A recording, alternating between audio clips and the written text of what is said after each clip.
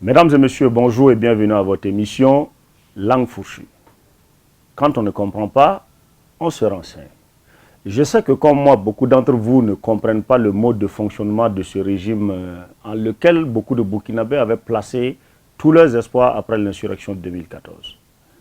Passé la période mouvementée de la transition sur laquelle on tire à boulet rouge aujourd'hui, les Burkinabés ont exprimé leur volonté de changement en portant leur voix sur la copie certifiée conforme de ce régime-là même qu'on venait juste de virer en sueur et en sang.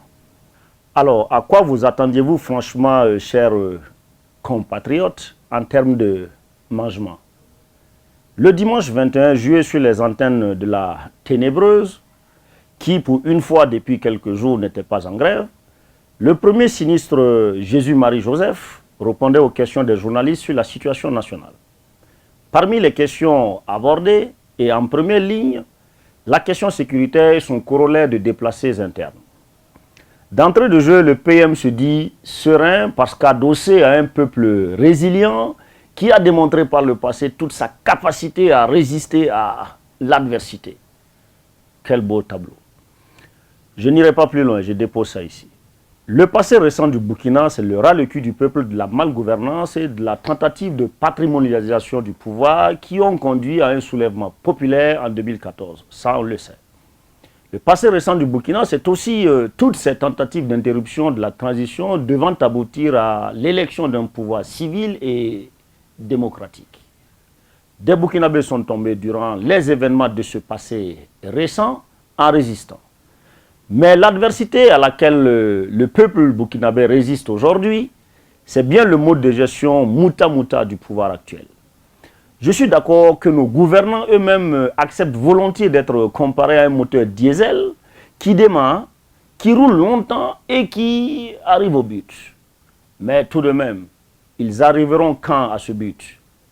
Parce que ce match ne dure pas une éternité, mais juste un mandat de 5 ans. Il ne faut certes pas dévancer Reagan dans la tombe, l'iguane dans l'eau, mais quelle est la priorité réelle de ce gouvernement en termes de sécurisation du territoire national? Parce que si nous devons attendre qu'il roule longtemps avant d'arriver là où il veut arriver, il n'y aura plus personne dans ce pays. Quand les déplacés de Barsalgo et j'en passe, qui, avec l'aide d'un compatissant parent de la capitale, avaient rejoint Ouagadougou en quête d'aide, mais surtout de souffle de vie, ont été priés par le même gouvernement de rejoindre leur village, je me demande c'est quoi le plan. Mais en clair, ce gouvernement n'aime pas les initiatives privées qu'il prône tant. Celui qui a mis des véhicules pour ramener des populations fuyant les massacres doit aussi pouvoir assurer leur prise en charge à Ouagadougou. Eh oui, il y a les uns et il y a les autres. Mais bon, 2020 est une année butoir. Il n'y aura qu'une seule voie pour ceux qui arriveront et qui auront la responsabilité de conduire la destinée du pays, comme le dit si bien Jésus-Marie Joseph lui-même. Aveu d'incapacité, au moins il envisage sereinement une alternance en 2020. En attendant, il faut que le premier gouvernement du Christ se mette en selle pour finir en beauté le tout aussi premier mandat du Motus Rocus. Parce qu'une chose est de demander aux différentes communautés religieuses de prier pour le retour de la paix et de la sécurité au Faso, mais une autre est de nous boucher l'horizon avec des panneaux publicitaires géants pour nous rappeler cette prière. Toute une vision.